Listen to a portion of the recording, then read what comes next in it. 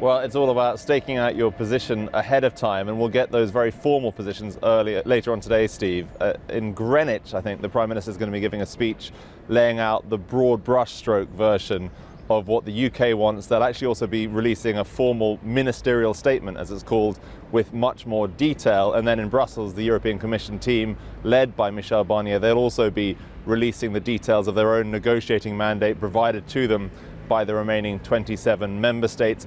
Talking to Sky News yesterday, the Foreign Secretary Dominic Raab laid out what he saw as the priorities for the UK when it comes to these trade talks.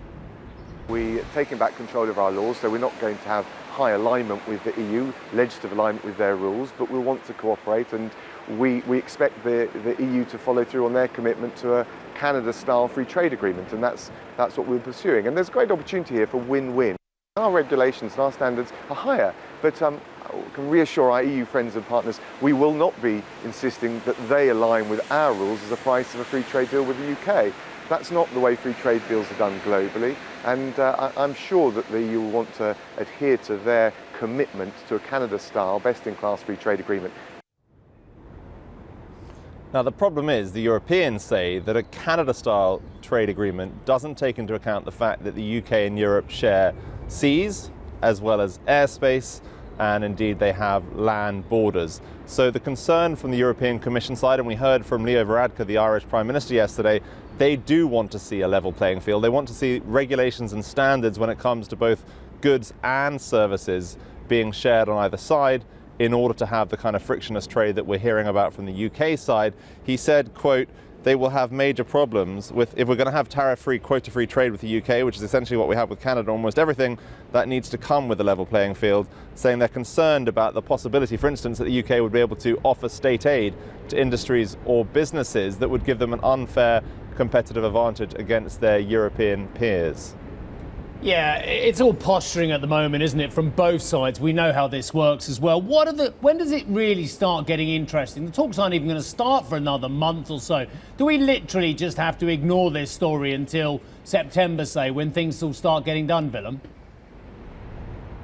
If you cast your mind back, Steve, to when the divorce talks began, there was a huge argument about how they would be sequenced. And I think over the next 5 or 6 weeks before these talks start, that will be something that might be worth focusing on, is figuring out how the various priorities from both sides get laid down in terms of the timetable. Because remember, we've got till the end of December for this to get struck, signed, delivered.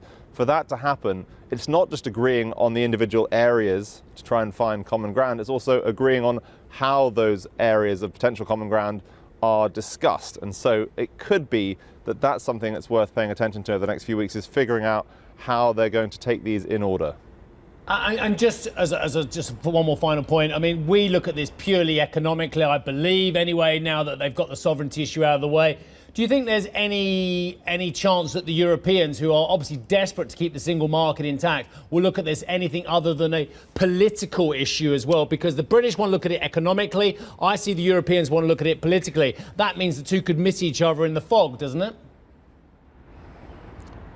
If you look at the way that the various businesses in countries like Germany and the Netherlands in particular have talked about potential future trading relationship, they've been very vocal about wanting to keep trade as frictionless as possible. So there is a potential that they will place some pressure on their governments. But we have seen, as you rightly point out, over the past couple of years, that business applying pressure on governments hasn't necessarily forced them to change their views on this being essentially a political discussion. Hi, I'm Joanna Bersecci, and thank you for watching. You can check out more of our videos by clicking on the boxes on the screen. And don't forget to subscribe to our channel for more from CNBC International. Thank you for watching.